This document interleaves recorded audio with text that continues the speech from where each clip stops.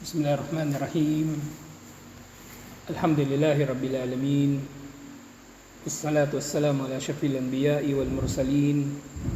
Nabiyina Muhammadin wa ala alihi wa sahbihi ajma'in. Assalamualaikum warahmatullahi wabarakatuh. So inshallah sirah. Nung nakaraan na talakay natin yung panahon nung pagiging bata ni Propeta Muhammad sallallahu alaihi wasallam na humigit kumulang 4 na taon siya doon sa Banu Sa'ad, at pagkatapos ito ay binalik siya sa kanyang ina. Subalit namatay din ang kanyang ina at ang nag-alaga sa kanya ay ang kanyang lolo, si Abdul Muttalib. Kaya nga hindi rin nagtagal ang pangangalaga ni Abdul Muttalib kay Propeta Muhammad sallallahu alaihi wasallam. Namatay rin kalaunan si Abdul Muttalib nang siya ay nung 8 years old si Propeta Muhammad sallallahu alaihi wasallam.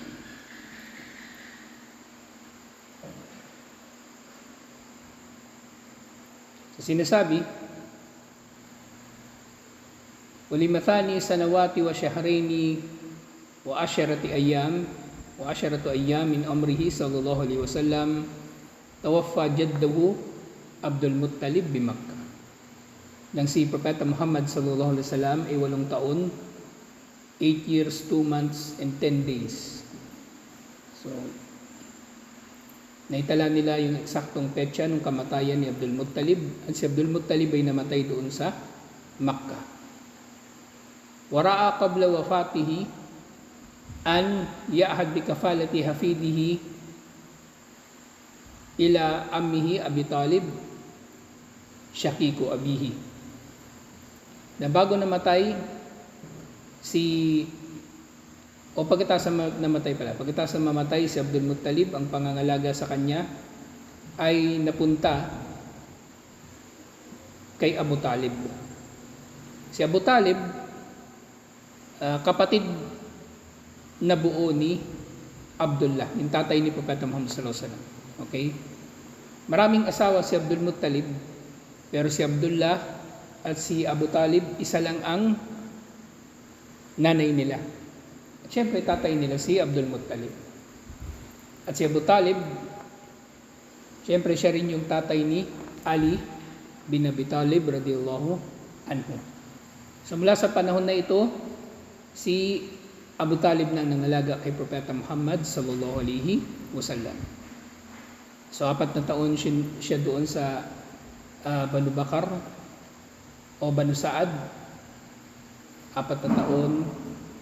Tapos mga 4 na taon din, kasi sandali lang naman siya doon sa nanay niya, wala pang 1 taon. Hanggang sa mag-8 taon siya doon kay Abdul Muttalib. At nung siya ay 8 taon, hanggang sa kamatayan ni Abdul Muttalib ni Abu Talib, hanggang sa kamatayan ni Abu Talib, si Abu Talib ang nangangalaga kay Propeta Muhammad sallallahu alaihi wasallam. At actually yung pangangalaga na ito ni Abu Talib kay Propeta Muhammad sallallahu alaihi wasallam ay kahit doon sa kanyang pagtanda. Kahit nung naging propeta na si Propeta Muhammad sallallahu alaihi wasallam, si Abu Talib ay nananatili na nagpoprotekta kay Propeta Muhammad sallallahu alaihi wasallam. Kaya nga, isa sa mga naging dahilan ng hijrah ng mga Muslim, syempre sa kagustuhan ni Allah, ay ang kamatayan ni Abu Talib. Nang namatay si Abu Talib, tumindi ang mga panganib sa buhay ni Propeta Muhammad sallallahu alaihi wasallam, kaya sila ay nagdesisyon na maghijrah. Wanahada Abu Talib bihaqi ibni akihi ala akmali wajh. Si Abu Talib, siya ay tumupad sa kanyang tungkulin sa kanyang kapatid sa pinakamainam na pagkakatupad dito. Wadammahu ila waladihi wa qaddamahu alayhim waqtassahu bifadli ihtirami wa takdir.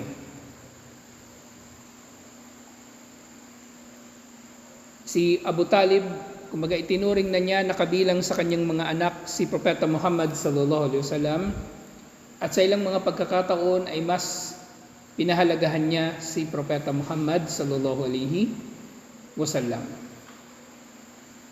At si Propeta Muhammad sallallahu alaihi wasallam nga ay kanyang pinakitaan ng iba yung pagmamahal at pagpaparangal dito. Wadalla fawqa 40 sana ya'izzu janiba. At si Abu Talib, mahigit 40 years siya na sumusuporta kay Propeta Muhammad sallallahu alaihi wasallam hanggang sa siya ay mamatay. Dahil si Abu Talib, namatay siya sa 10 taon pagkatapos ng Bi'thah. So kung si Propeta Muhammad sallallahu alaihi wasallam ay 50 years old na nung panahon na yon, at 8 years old pa lang siya nung siya ay inalagaan ni Abu Talib. So 42 years, mahigit 40 years nakasama ni Propeta Muhammad sallallahu alaihi wasallam si Abu Talib. Yan nga, wa yubsitu alayhi himayata wa yusadiku wa yukhasim min ajlihi. Si Abu Talib, siya nga ay nangalaga at nagprotekta kay Propeta Muhammad sallallahu alaihi wasallam, at siya ay kumbaga nakipag-away pa, nakipagtunggalian alang-alang kay Propeta Muhammad sallallahu alaihi wasallam.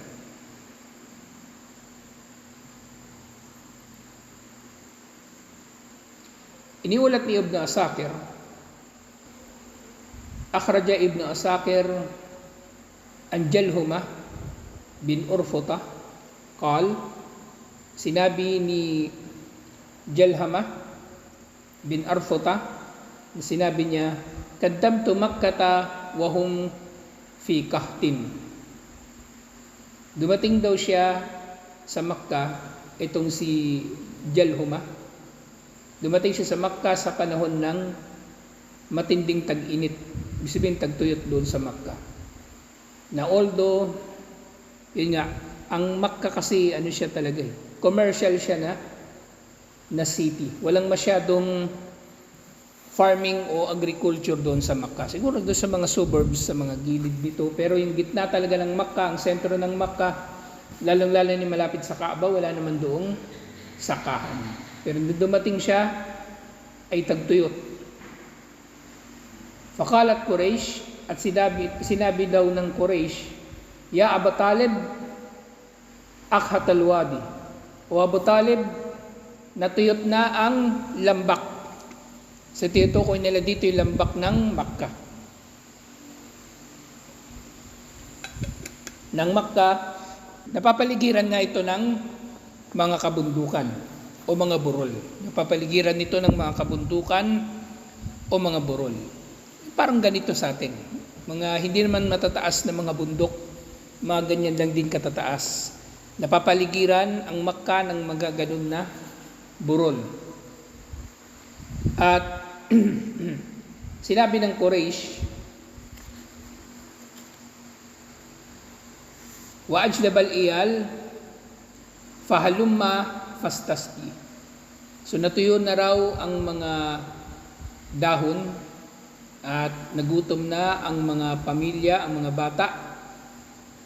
Kaya humiling sila kay Abu Talib na magsalatul istisqa, na mag-istisqa. Humiling ng ulan kay Allah subhanahu wa ta'ala. So itong istisqa, matagal na itong practice ng mga Arabo. Pero syempre, ito ay nahaluan na ng shirk.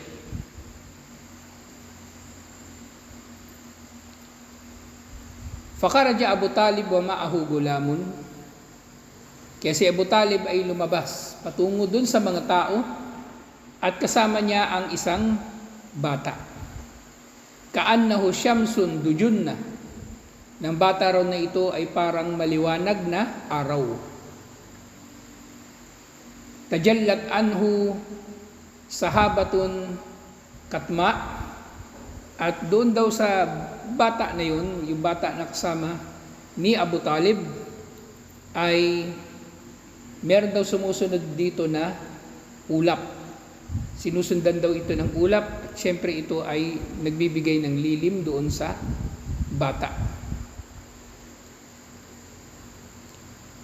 Hawlahu agay lama, at sa paligid daw nito, yun nga, yung ulap ay ang maitim na kulay, na ibig sabihin itong ulap na ito ay ulap na makapal at maaring naglalaman ng ulan, pero ang dinudulot talaga nito dun sa bata ay magkaroon nito ng lilim. Fa'akadahu Abu Talib fa'alsaka dhahrahu bil Ka'bah walada bi asbi'ahi al-gulam. So, kinuha raw ni Abu Talib yung bata at natayo ito sa may pader ng Ka'bah at sila ay nanalangin para sa ulan. Sila ay nanalangin para sa ulan. So parang ginawa ni Abu Talib, idinikit niya yung kamay niya doon sa may Ka'bah, saka sila nanalangin. Wa ma fis sama'i faza'a. So wala raw kahit anong ulap sa langit sa araw na yon, liban na lang doon sa ulap na nagbibigay ng lilim doon sa bata. Fa aqbala as-sahabu min hahuna wa hahuna wa agdaka wagdawdaka wanfajar al-wadi. Ganun nga, bigla-bigla na lang natipon daw yung mga ulap mula sa lugar na ito at mula sa iba pang lugar at umulan at nagkaroon ng pagdaloy ng tubig doon sa lambak. So doon sa Makkah, meron ding mga sapa na katulad ng sapa na meron dyan sa baba. So yun daw ay napuno ng tubig at dumaloy ang tubig matapos ang istisqa ni Abu Talib. Wa ila hada asyara Abu Talib hina qal, at mula rito ay sinabi ni Abu Talib ang tungkol dito, wa abyadu yustaskal gamamu biwujuh thimalu al-yatama ismatun lil aramil. Na sa sinabi na ito ni Abu Talib, sinabi niya na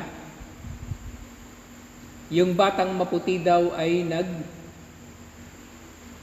nag-istisqa para sa ulap sa pamagitan ng kanyang mukha o yung mukha ng maaring tinutukoy din dito yung ulap. At ito ay dumating sa kanila. So si Abu Talib, iniugnay niya ang pagdating ng ulan doon sa naging dua ng bata na yun, at syempre yun ay si Propeta Muhammad sallallahu alaihi wasallam. So milipas yung mga ilang panahon pa, si Propeta Muhammad sallallahu alaihi wasallam ay naging kasama na ng Quraysh sa kanilang mga paglalakbay para mga lakal.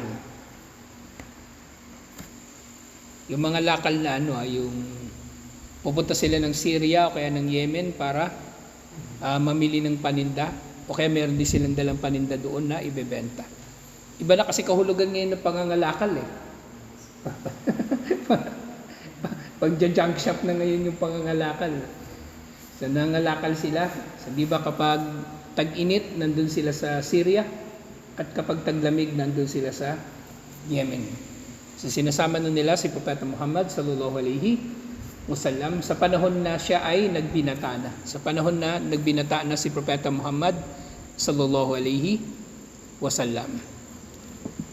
So dito sinabi, walamma balaga Rasulullah sallallahu alaihi wasallam 12 sana, kila nang si Propeta Muhammad sallallahu alaihi wasallam ay 12 taon at siya ay nagbibinata na.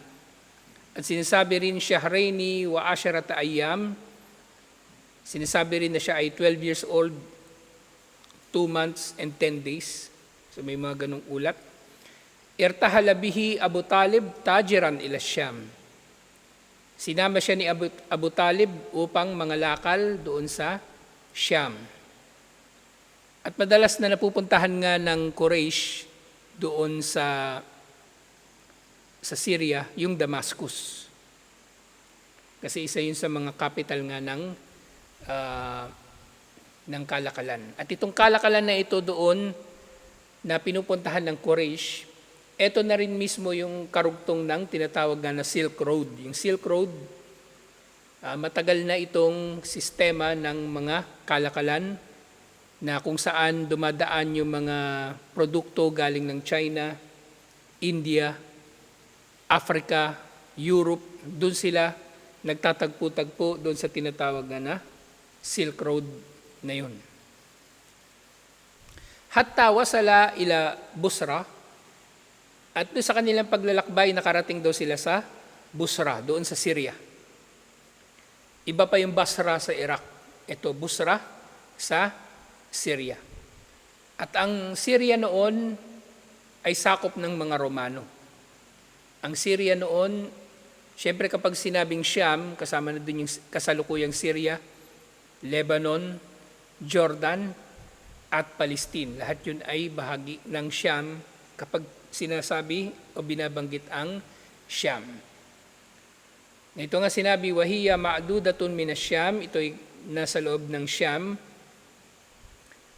wa kasabatu al-Hawran, malapit sa Hawran. Wa kanat fi dhalikal waqt kasbatu lil biladil Arabiyya allati kanat tahta hukmir Roman. So, yung lugar daw na ito, yung Busra, ito ay lugar ng mga Arabo. Lugar ng mga Arabo. Pero ito ay nasa ilalim ng mga Romano. Ito ay bahagi ng Byzantine Empire. Ito ay bahagi ng Byzantine Empire. Yung Byzantine Empire, ito nga yung nakikilala rin bilang Eastern Roman Empire.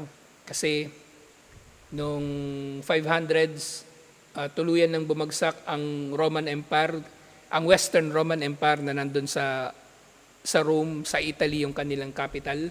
Pero natira yung Byzantine Empire, ng capital nito ay sa Constantinople, sa Turkey. So nanatili sila. Siyempre, mga Kristiyano sila. Mga Kristiyano. At sa panahon na ito, ang relihiyon ng Byzantine Empire ay Eastern Orthodox. Hindi sila mga Katoliko. Hindi sila mga Katoliko. Pero yung mga sumalakay ng mga Crusaders, sila yung mga Katoliko. Kaya nga, may isang crusade, kung di nagkakamali yung Third Crusade yun, sinalakay ng mga Crusaders pati yung Constantinople. Nakapwa nila, Kristiyano. Sinalakay yun ng mga Crusaders. Kasi technically magkaiba ng relihiyon ang Eastern Orthodox at ang Roman Catholic Church. Hindi sila pareho ng, kumbaga, marami silang pagkakaiba. Tulad nga na nababanggit natin sa Akida, ang iba't ibang mga simbahan ng mga Kristiyano, ang pareho lang sa kanila ang paniniwala sa pagkakapako kay Isa alayhis salam. Pero sa lahat ng bagay ay nagkakaiba-iba na sila. So yung mga tao doon, mga Arabo, pero mga Kristiyano sila at nasa ilalim sila ng Roman Empire. Wa kana fi hadal balad rahibun urifa bi Bahira. Sa lugar daw na iyon ay merong isang monk, merong isang monghe, at ang pangalan niya ay Bahira.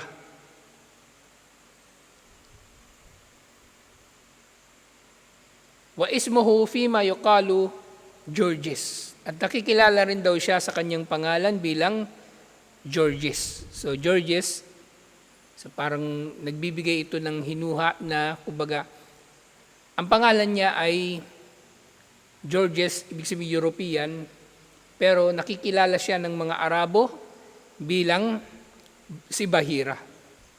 Na itong si Georges o si Bahira, falamma nazala ar-rakab kharaja ilayhim. Nang dumating daw yung grupo ni na Propeta Muhammad sallallahu alaihi wasallam at ni Abu Talib, kasi yun nga, pag naglalakbay sila, marami silang naglalakbay kasi dala-dala rin nila yung kanilang paninda. At syempre sa kanilang paglalakbay, maaaring ang makakasalubong sila ng mga tulisan, mga hijacker, mga holdupper, kidnapper. Kaya may kasama rin silang mga bodyguard sa kanilang paglalakbay. Okay? So komplikado yung kalakalan nung panahon na yon kasi maraming panganib para mailagay lang natin sa konteksto at maintindihan natin. Noong unang panahon, walang JNT noon, walang LBC. Ang naghahatid ng mga kalakal, sila-sila lang. So nagtitipon-tipon sila, marami silang nagsasama-sama. Mga ilang kamelyo yon, ilang karwahe, ilang kalesa, ilang karetela na dala-dala yung kanilang mga produkto. At syempre kasama nila yung ilan ding mga sundalo na magtatanggol kapag sinalakay sila ng mga tulisan. Although merong Roman Empire noon, hindi ito kasing organized ng mga pamahalaan ngayon. Ngayon merong pulis, di ba? Merong pulis. Kapag merong hinold up, pwede siya magreklamo sa pulis, magsumbong sa pulis, mag-iimbestiga yung pulis. At maaring mahuhuli yung hold-upper. Pero nung panahon na yon, mahirap talaga yung mga bagay na ito. Kapag hindi nila naipagtanggol ang kanilang mga sarili, maaring papatayin silang lahat o kaya aalipinin, ibebenta bilang mga alipin. At ito ay laganap nga sa panahon na yon. So marami sila nung pumunta sila ng Syria. Wa kana la yakhruju ilayhim qabla dalik. Si Bahira, kapag may dumarating na grupo ng mga manlalakbay, hindi naman siya humaharap. Pero humarap siya kina Propeta Muhammad sallallahu alaihi wasallam. Kumbaga pinuntahan niya talaga yung caravan ni na Propeta Muhammad sallallahu alaihi wasallam. Faja'ala yatakhallalahum hatta ja'a fa'akhadha biyadi Rasulillahi sallallahu alaihi wasallam. So lumapit siya doon sa grupo ni na Abu Talib at ang nakita niya si Propeta Muhammad sallallahu alaihi wasallam, hinawakan niya ang kamay nito. So bata pa si Propeta Muhammad sallallahu alaihi wasallam dito, 12 years old. Hinawakan siya ni Georges at sinabi ni Georges, "Hada sayyidul alamin." Ito ang pinuno ng lahat ng mga nilikha. O maring pinuno ng sanlibutan. Depende sa konteksto kung paano natin ito uunawain. Hada sayyidul alamin. Ito ang pinuno ng mga nilikha. Hada rasulu rabbil alamin. Ito ay ang sugo ng Panginoon ng mga nilikha. So dito, hindi pa propeta si Propeta Muhammad sallallahu alaihi wasallam. 12 years old pa nga lang siya, di ba? Naging propeta siya 40. Pero nakilala siya ni Georges o ni Bahira sa pamagitan ng ilang mga tanda. At syempre, alam naman ni Bahira na sa panahon na yun, hindi pa talaga propeta si Propeta Muhammad sallallahu alaihi wasallam. Pero alam niya na darating ang panahon na siya ay isusugo ni Allah bilang propeta at sugo. Kaya ngayon sunod na sinabi ni Bahira, "Hada yab'atuhu Allahu rahmatan lil alamin." Ang bata na ito isusugo ni Allah kalaunan bilang habag sa sanlibutan. Bilang habag sa sanlibutan. At ito ay hadith. Actually, iniulat ito ni Imam at-Tirmidhi. At itong mismong sinabi na ito ni Bahira, na si Propeta Muhammad sallallahu alaihi wasallam ay magiging rahmatan lil alamin, ito rin mismo yung sinabi ni Allah sa Quran. "Wa ma arsalnaka illa rahmatan lil alamin." Hindi ka namin isinugo, Muhammad sallallahu alaihi wasallam, liban na lamang bilang habag sa sanlibutan. Bilang habag sa sanlibutan. Faqala lahu Abu Talib, dahil dito sinabi ni Abu Talib kay Bahira, Asyakhu Quraysh. So sinabi ni Abu Talib, so kinakausap niya yung mga tao, sinabi niya, "Ma'allamaka bidalik." So si Abu Talib ay nagsalita. At sa ulat na ito, nagtanong na rin siyempre yung mga matatanda, may edad na kasama nila, nakabilang sa Quraysh. "Ma'allamaka bidalik." Paano mo nalaman? Paano mo nalaman? At sinabi ni Georges o ni Bahira, faqala, "Innakum hina ashraftum min al-aqaba, lam yabka hijrun, wala shajarun, illa kharra sajidan. Sabi ni Bahira, nang kayo ay papunta rito galing ng Aqaba, yung Aqaba, kung nandun ka sa Damascus, nandun ito sa south. Nasa south kasi yung Aqaba, parang border na ito ng Palestine at ng kasalukuyang Saudi Arabia o ng Jordan, ganun. Yun ang lugar na tinatawag na Aqaba. So sinabi ni Bahira, nang galing kayo doon, walang anumang bato o puno ang nadaanan ninyo liban na lang na ito ay nagpatira pa. Walang bato o puno ang nadaanan ninyo liban na lamang na ito ay nagpatira pa. Siyempre, maring hindi ito napansin ni Abu Talib, pero napansin ni Georges o ni Bahira. Kasi si Georges meron siyang kaalaman sa kasulatan. Samantalang sina Abu Talib sila ay mga pagano. So napansin ni Georges ang pagpapatira pa. Pero syempre, hindi na natin alam eksakto. Pero alam ni Georges na yung paggalaw ng puno o nakita niyang paggalaw ng bato, yun ay pagpapatira pa ng mga ito. Kaya nakilala niya na mayroong dumadaan na propeta. Bagaman hindi pa propeta si Propeta Muhammad sallallahu alaihi wasallam, nakilala niya na ang dumadaan doon ay magiging propeta, kalaunan. Wala yasjudani illa linabi. At ang mga bato daw na ito at puno na nakita niya na nagpatira pa, hindi sila nagpapatira pa liban na lang para sa propeta. Wa inni a'rifuhu bi khatimin nubuwa asfalu min gudrufi katfihi mithlu at-tufaha. At paano pa niya nakilala si Propeta Muhammad sallallahu alaihi wasallam na siya nga ay magiging propeta, kalaunan, dahil nakita raw ni Bahira sa likod ni Propeta Muhammad sallallahu alaihi wasallam sa ilalim ng kanyang balikat ang isang khatam. Yung khatam na tinutukoy dito, balat, kumbaga. Birthmark. Alam niyo yun, birthmark, yung discolored na parte ng balat na usually mas dark siya kaysa sa iba pang balat. Alam niyo yun? Balat, birthmark, alam niyo? Ha? Alam mo? O yun. Balat yung tawag dun sa Tagalog. So yun yung khatam na tinutukoy dito, hindi sing-sing ha. So yung birthmark na yun ni Propeta Muhammad sallallahu alaihi wasallam ay hugis daw ng apple o mansanas. Ito ay nasa hugis ng apple o mansanas. At pinaliwanag nga din ni Bahira, wa inna najiduhu fi kutubina. At nalalaman namin ito, ang tungkol dito, mula sa aming mga aklat. So nababanggit sa mga kasulatan na pinag-aralan ni Georges ang tungkol kay Propeta Muhammad sallallahu alaihi wasallam na syempre maaring wala na ngayon. Kasi nga ang Biblia patuloy ito na binabago ng tao, nire-revise, tinatranslate sa mga bagong translation at kung ano-ano pa.